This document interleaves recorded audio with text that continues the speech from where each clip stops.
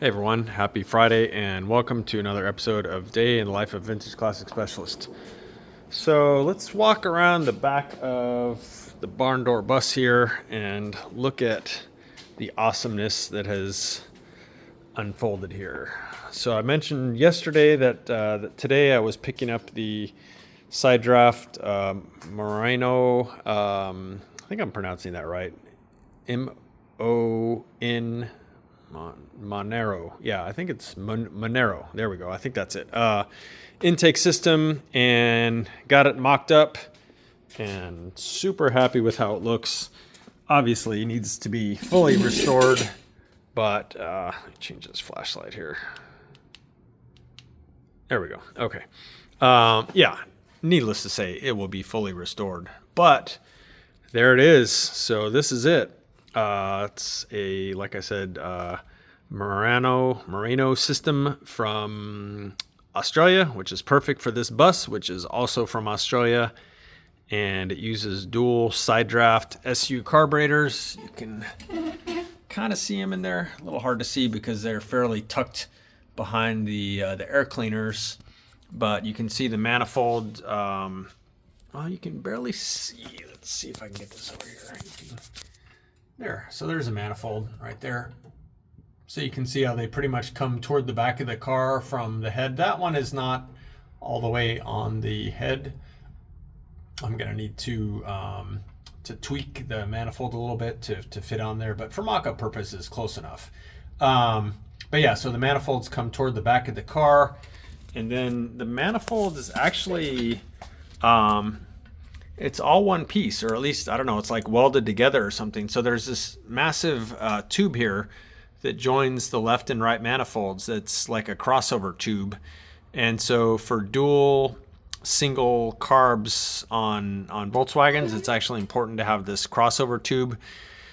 So like dual cadrons, dual ICTs, all those used, or should use at least, a crossover tube. It kind of helps smooth out the idle on them. By sort of, I don't know, I guess kind of like damping or smoothing out the vacuum pulses when you have two cylinders sharing a single carburetor throat. It's important to have that tube. Anyway, the tube is part of the two manifolds. So the two manifolds, that tube, it all comes off comes off the car in one piece, basically. So little bit of a pain to get this on in the car, but I already had the fan shroud was just sitting in there loose, and I had the generator assembly was in there loose. So pretty much I took out the generator out of its stand and off the fan shroud, and then I kind of tilted the fan shroud back a little bit, and then I was able to kind of put the system in, getting this tube here. So the back tube, the bigger one there, if you can see it, is that crossover tube that I was thinking about. And then the thinner bar, which is running closer to us, that's actually part of the linkage. But anyway, so getting those two bars back behind the generator stand right here, a little bit of a pain, but not too bad. And anyway, when we go to put this thing together, we'll assemble it fully out of the car, and then put the motor into the car. But yeah, not too bad. But importantly, there is tons of clearance here. So this closest distance between the intake and really anything on the car is right here, and that's like a good, I don't know, 2 inches or so. So tons and tons of space, and it looks just amazing. Really happy with it. I sent some pictures to the owner. Hey Andy, if you're watching, and he seemed very happy with it. Again, the cool thing is you will probably never see another one of these systems on another VW, or maybe you'll see one on the internet. I think there's a pair of these on maybe an oval window that I saw on a thread on the Samba, but extremely rare, even apparently in Australia. And so your likelihood of seeing this intake setup on another car is very low. And I'd say your chances of seeing one on a barn window bus is pretty much very close to, if not zero, except for this one that we have here. So really fun and really excited to put something unique on this. And again, the fact that it is from Australia, which is the origins of this bus, just make it that much more cool. and it checks all of our boxes here as far as clearing the gas tank, and it's going to give obviously more performance than the little tiny single setup, which is stock. And yeah, so there you go. So that happened this morning. Picked that up from Richie from Wolfsburg West, and couldn't wait to get into the shop and try it out. And there you go. So that was definitely a cool thing that happened today. So other than that, I feel like I spent a lot of time running errands today, and oftentimes when I run errands, there's nothing really to show for it per se. But what I did do is I picked up the seat frames for the Mouse Gray 23 window, which is still next door at Octavio's, getting its headliner and so on in. And so I picked up the seat frames from that, freshly back from powder coating. So I'm going to have Octavio's team go ahead and start upholstering those, I guess whenever they're available. The owner supplied all the upholstery, so it's just a matter of putting it on, essentially. So I picked those up, and I picked up their wheels. So they have 5 correct wheels for that Mouse Gray 63/20/23 window.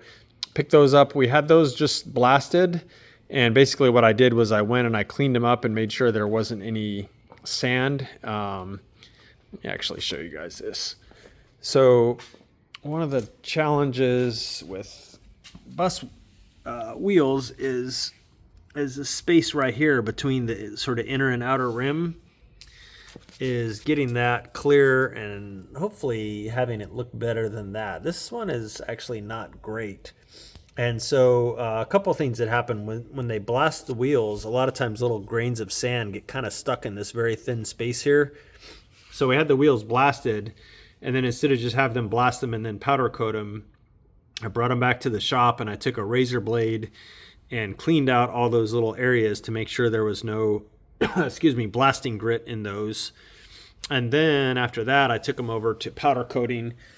And I just reminded them to, when they powder coat the wheels, to go very light on the powder, especially in those areas, so it doesn't kind of bridge the gap between the inner and outer wheel. So anyway, just those little details like that, that we're always looking for ways to improve the process. Excuse me. So those wheels went over to powder coating late today. So that was another thing. So yeah, the Mouse Gray bus is moving right along, even though it's not in our shop. We got lots of things going on for it.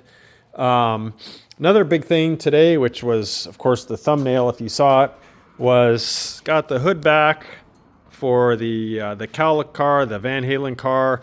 It's a really good match, and so thank goodness for that, because paint jobs are just murder sometimes.